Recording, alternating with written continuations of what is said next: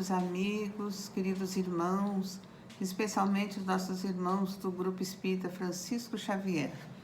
Estamos mais uma vez aqui para falar um pouquinho sobre o nosso Evangelho, o Evangelho segundo o Espiritismo. E hoje, então, nos caiu no capítulo 16, não se pode servir a Deus e a Mamon. E no item 8, a desigualdade das riquezas. Vou ler um trechinho então para nós, para depois nós comentarmos. A desigualdade das riquezas é um desses problemas que se procura em vão resolver, se não se considera senão a vida atual. A primeira questão que se apresenta é esta: por que todos os homens não são igualmente ricos? Não o são por uma razão muito simples, é que eles não são igualmente inteligentes, ativos e laboriosos para adquirir, nem moderados e previdentes para conservar. Aliás, é um ponto matematicamente demonstrado que a fortuna, igualmente repartida, daria a cada qual uma parte mínima e insuficiente, que, supondo-se essa repartição feita, o equilíbrio estaria rompido em pouco tempo pela diversidade dos caracteres e das aptidões, que, supondo-a possível e durável, cada um tendo apenas do que viver, isso seria o aniquilamento de todos os grandes trabalhos que concorrem para o progresso e o bem-estar da humanidade. Que, supondo-se que ela desse a cada um o necessário, não haveria mais o aguilhão que compele às grandes descobertas e aos empreendimentos úteis. Se Deus a concentra em certos pontos, é porque daí ela se derrama em quantidades suficientes segundo as necessidades. Admitindo isso, pergunta-se por que Deus a dá a pessoas incapazes para fazê-la frutificar para o bem de todos. Aí ainda está uma prova da sabedoria e da bondade de Deus. Dando ao homem o livre-arbítrio, quis que ele abraçasse por sua própria experiência a distinção do bem e do mal, e que a prática do bem fosse o resultado dos seus esforços e da sua própria vontade. Ele não deve ser conduzido fatalmente nem ao bem nem ao mal, sem o que não seria senão um instrumento passivo e irresponsável, como os animais. A fortuna é um meio de prová-lo moralmente, mas como ao mesmo tempo é um poderoso meio de ação para o progresso, Deus não quer que ela fique muito tempo improdutiva e por isso a desloca incessantemente. Cada um deve possuí-la para experimentar, servir-se dela e provar o uso que dela sabe fazer. Mas como há a impossibilidade material de que todos a tenham ao mesmo tempo, o que, aliás, se todo mundo a possuísse, ninguém trabalharia, e o aprimoramento do globo com isso sofreria. Cada um a possui a seu turno. Quem não a tem hoje, já teve ou terá em outra existência, e quem a tem agora, poderá não tê-la mais amanhã. Há ricos e pobres, porque Deus, sendo justo, cada um deve trabalhar a seu turno. A pobreza é para uns a prova da paciência e da resignação. A riqueza é para outros a prova da caridade e da abnegação. Deplora-se com a razão o lamentável uso que certas pessoas fazem da sua fortuna, as ignóbeis paixão que a cobiça provoca, e se pergunta se Deus é justo em dar a riqueza a tais pessoas. É certo que se o homem não tivesse senão uma só existência, nada justificaria essa repartição dos bens na terra. Mas se em lugar de limitar a visão à vida presente, considerasse o conjunto das existências, vê-se que tudo se equilibra com justiça. O pobre, pois, não tem mais motivo para acusar a providência, nem para invejar os ricos, e os ricos não têm mais do que se glorificar pelo que possuem. Se dela abusam, não será nem com decretos, nem com as leis suntuárias que se remediará o mal. As leis podem, momentaneamente, mudar o exterior, mas não podem mudar o coração. Por isso, elas não têm senão uma duração temporária e são sempre seguidas de uma reação mais desenfreada. A fonte do mal está no egoísmo e no orgulho. Os abusos de toda a espécie cessarão por si mesmo, quando os homens se regerem pela lei da caridade. Olha só a lição que nos cai hoje, né, amados? Desigualdade das riquezas. Então, quando nós estamos lá do outro lado da vida, né, planejando o nosso retorno aqui para a Terra, a gente planeja junto com os nossos mentores espirituais, junto com os bons espíritos, né, que nos auxiliam, planeja a vida que a gente vai ter. Parece bobagem, né? Mas nós que somos espíritas sabemos que isso acontece. Sabemos que cada espírito é guiado por outros espíritos mais adiantados que ele para planejar essa reencarnação. Então, nessa reencarnação, tem esse planejamento reencarnatório, em que a pessoa pede se ela quer ter a prova da riqueza ou a prova da pobreza, sabendo que com uma dessas provas ela pode evoluir mais rapidamente. Porque aquele que já teve a prova da riqueza e não soube usá-la, certamente não vai querer novamente. Vai querer a prova da pobreza para poder fazer alguma coisa por si. Mas às vezes não. Às vezes já foi rico numa encarnação e vai continuar a ser rico noutra encarnação porque pede para isso. Porque dessa vez vai saber usar bem aqueles bens materiais que Deus coloca à sua disposição. É muito difícil, não é? Depois que a gente está aqui, a gente esquece que pediu aquele lar, que pediu aqueles pais, que pediu aquele tipo de vida, que pediu esse tipo de prova. Porque depois que a gente está aqui, graças a Deus, esquecemos as vidas passadas. E pensamos, né, muitos de nós não se dá conta e até pensa que é a primeira vez que está aqui, mas não é. Nós somos o produto de muitas encarnações. Somos herdeiros de nós mesmos. Cada um de nós é herdeiro de si mesmo. Cada um de nós traz consigo tudo aquilo que aprendeu ou deixou de aprender em encarnações passadas. E isso faz toda a diferença para essa sua vida de hoje. Inclusive, as doenças que a gente tem, as coisas que a gente vive e convive, depende também dessas encarnações que a gente já teve. Como Deus é da sua infinita misericórdia, né, nos concede o esquecimento. Porque imagine se nós soubéssemos, né, quem fomos em outra encarnação, quem foi esse filho que está conosco, quem foi esse marido, quem foi esse pai. Geralmente Deus coloca na mesma família as pessoas que mais precisam se harmonizar. E isso é muito difícil, porque como a gente não sabe o que foi em outras vidas, a gente só vê o presente, a gente acha difícil se harmonizar. Aí a gente acha que aquele marido não é o ideal, a gente acha que aquele filho não está correspondendo às expectativas da gente. A gente vê dentro dos lares tanto desamor, né? Tanta desunião, tanta briga, tanta confusão, porque esses espíritos estão em constante ajustes e não se dão conta.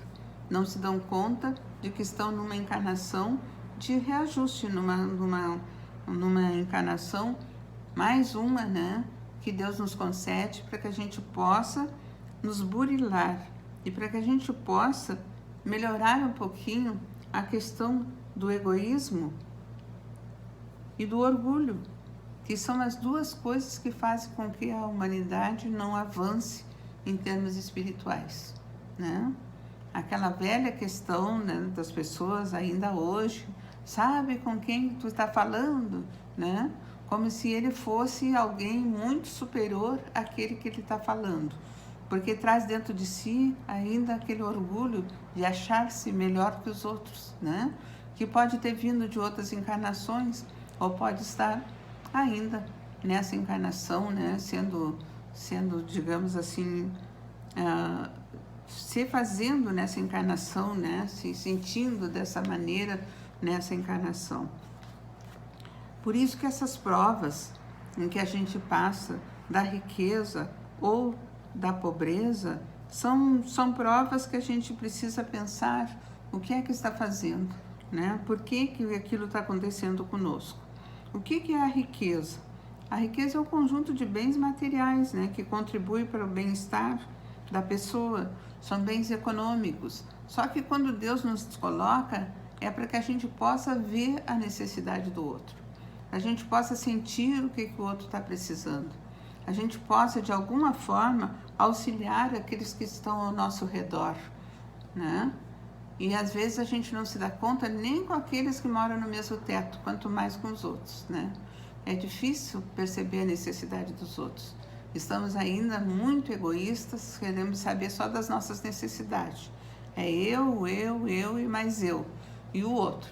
O outro a gente não quer saber, né? Ele que se vire. E não é bem assim.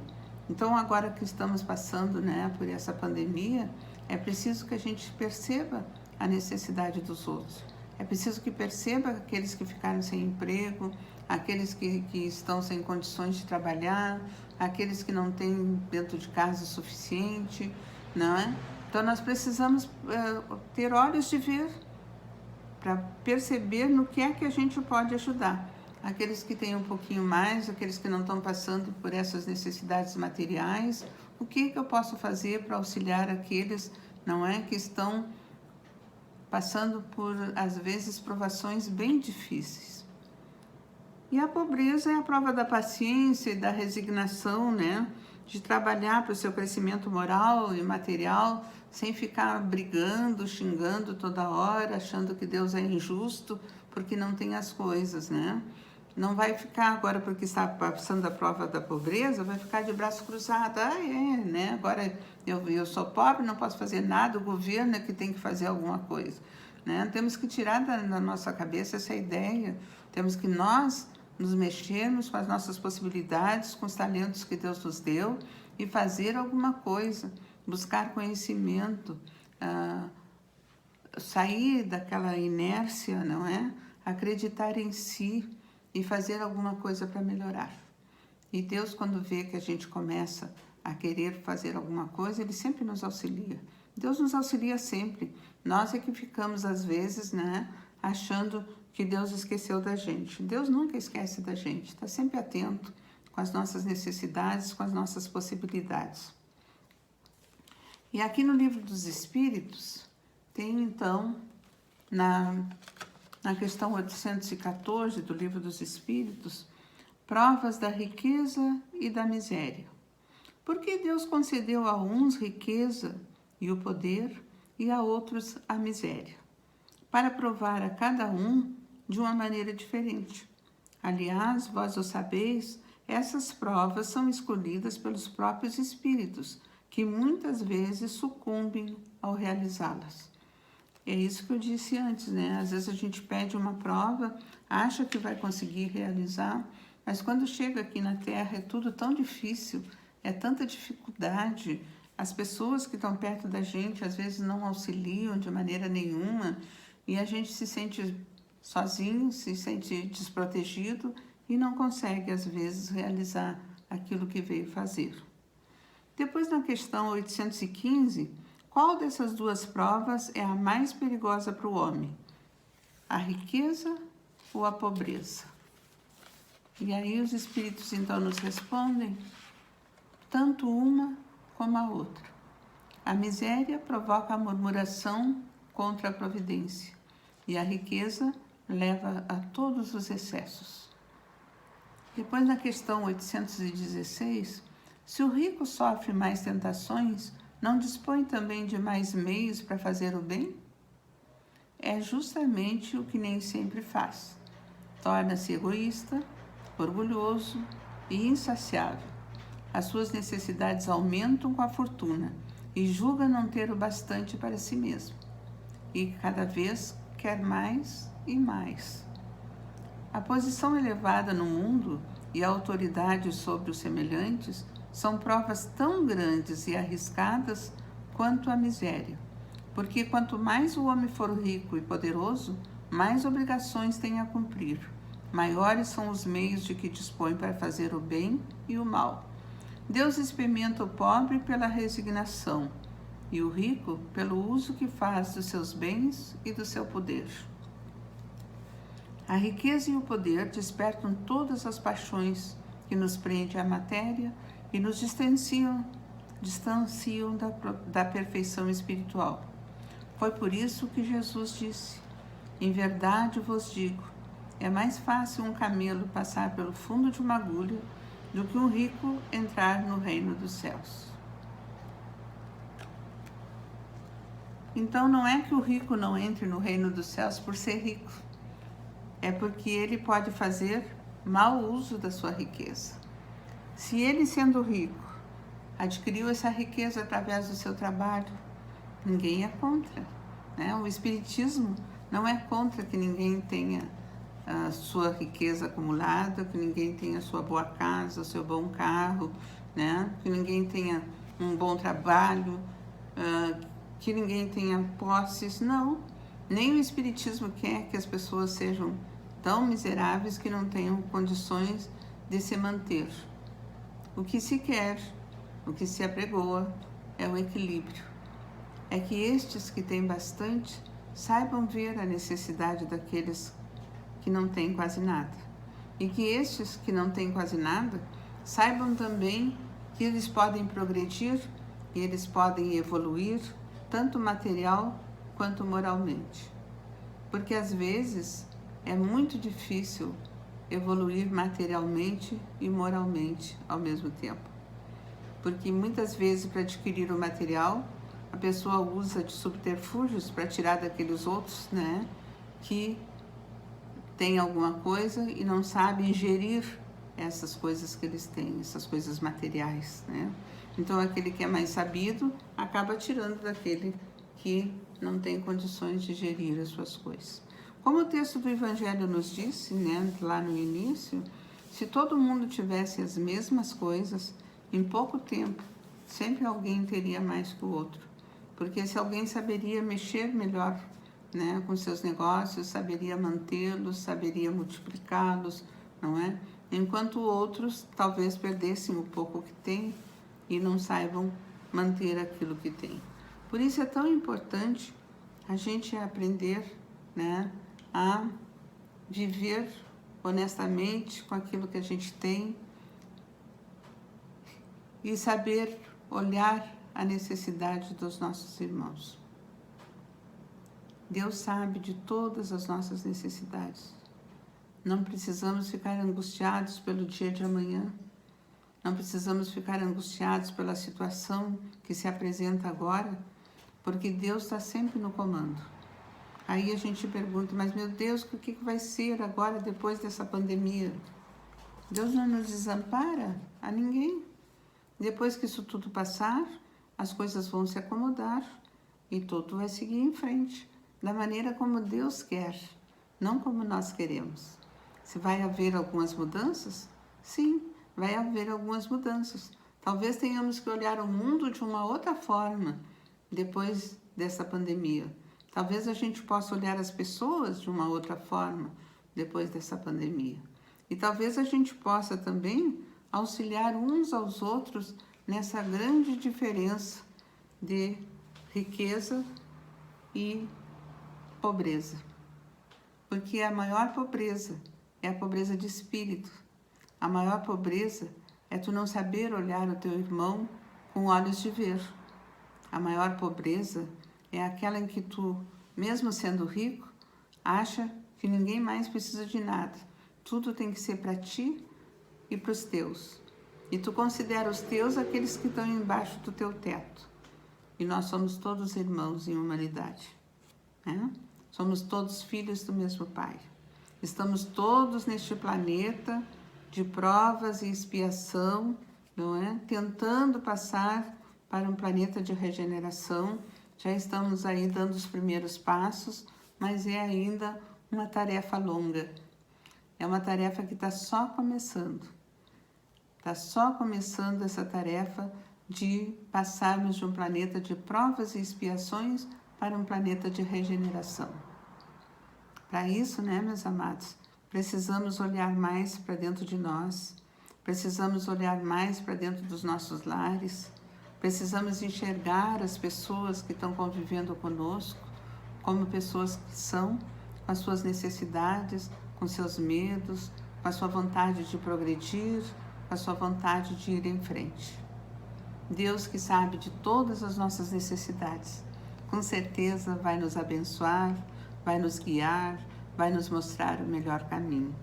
E qualquer que seja a nossa situação aqui neste planeta, neste momento, vamos fazer o melhor uso possível dos nossos bens materiais e vamos tentar, de todas as formas, melhorar espiritualmente.